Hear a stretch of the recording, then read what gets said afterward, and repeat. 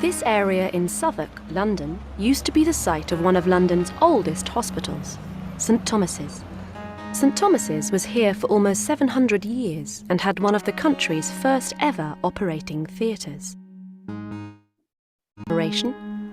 If you have, it was probably in an operating theatre like this.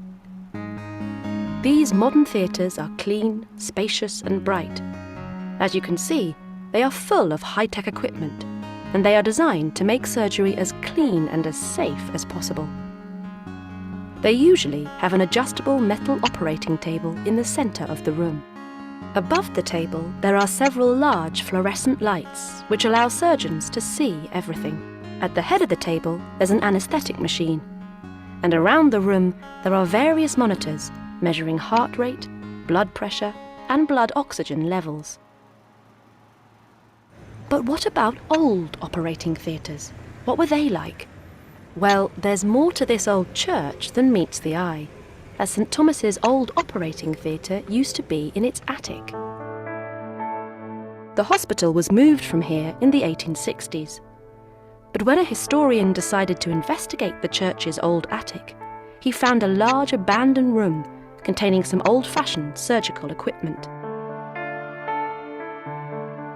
Today, this room is part of the Old Operating Theatre Museum.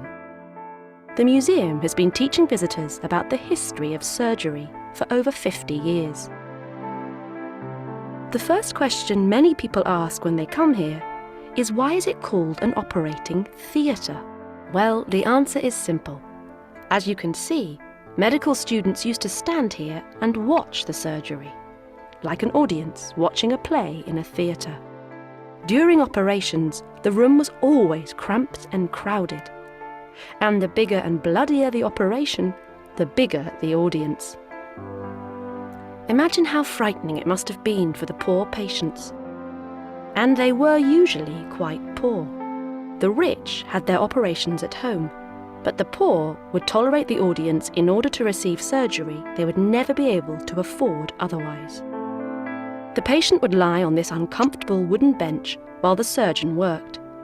There was no anaesthetic, so patients were awake throughout the procedure, unless, of course, they fainted. The surgeons were quick. They could amputate a leg in less than a minute. But they had very little understanding of hygiene.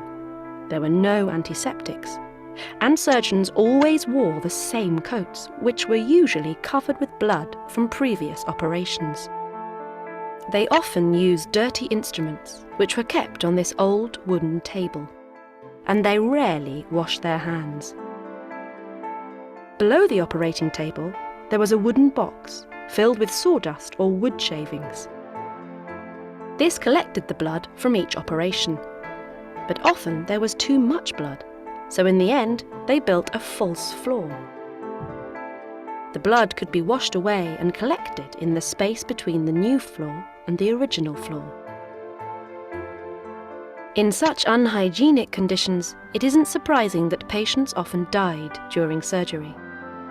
After the patient's death, their bones and organs were kept for further study.